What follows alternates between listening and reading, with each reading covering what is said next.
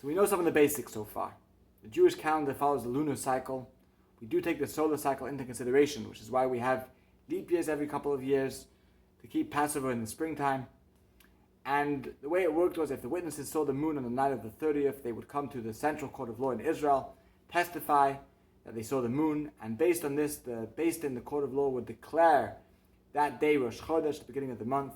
If no witnesses came, it meant that the sun and the moon had not yet met, or that the crescent of the moon had not yet been seen. This would be a longer month with the new month beginning the following day. Maimonides points to a big mistake, the mistake of the Karaites, that they believed that this judgment and determining when the month begins and when we have leap years continues throughout the ages until today. And this would be done by individuals or by the courts of law in each place that will decide when the month begins and when we add a month, etc.